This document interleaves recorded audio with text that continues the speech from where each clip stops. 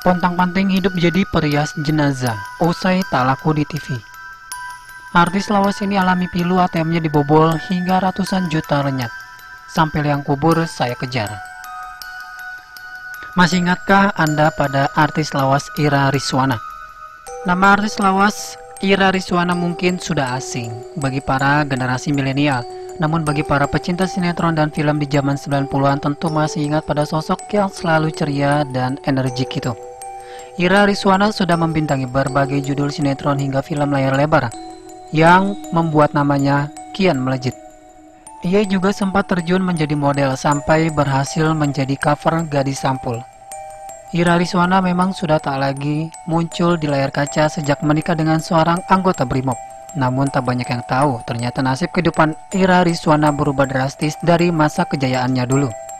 Ira Rizwana sudah memulai karirnya di industri hiburan sejak masih remaja. Wanita kelahiran 23 November 1977 itu memiliki nama asli Ira Rayani Rizwana. Ira mulai terjun ke industri hiburan sebagai model sebelum akhirnya merambah ke dunia artis yang kemudian populer di tahun 90-an hingga 2000-an. Dilansir dari Tribun Pontianak.co.id, sebelum tahun 1996, Ira Rizwana membintangi sinetron bertemakan budaya Betawi.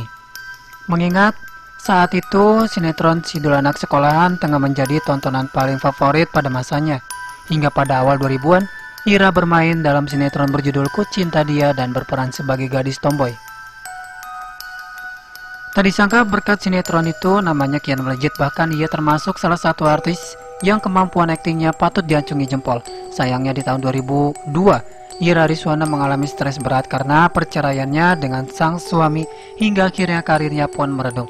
Ira Rizwana bahkan rela bolak-balik Bogor, Jakarta untuk memenuhi kebutuhan hidup dan usaha kesana kemari. Setelah lama menjanda, Ira Rizwana akhirnya menikah lagi dengan seorang anggota BRIMOB meski masih tetap pontang-panting kerja keras. Tahun 2013 ia kembali muncul ke depan publik dan mengaku bahwa dirinya berprofesi sebagai perias jenazah.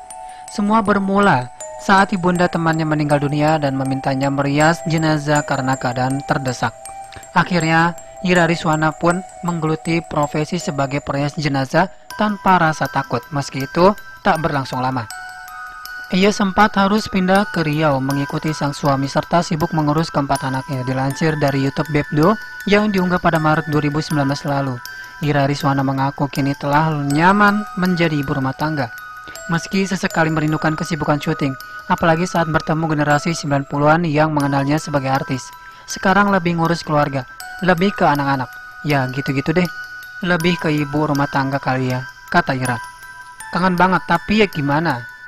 Yang begini-begini tanggung jawab gue kan, yang gak bisa gue tinggalin. Dan ini punya kebahagiaan tersendiri buat gue, jelasnya. Meski sang suami anggota BRIMOB, Ira Rizwana masih rutin menjalani beberapa usaha agar dapur tetap ngebul. Namun belum lama ini Ira mengalami kejadian memprihatinkan yang membuat uang ratusan juta miliknya raib. Hal tersebut bermula saat Ira hendak mengambil ATM di kawasan Dahlia, Sukajadi, Pekanbaru pada Minggu 21 Mei. Saat memasukkan kartu ATM-nya tertelan di mesin dan membuat Ira agak panik.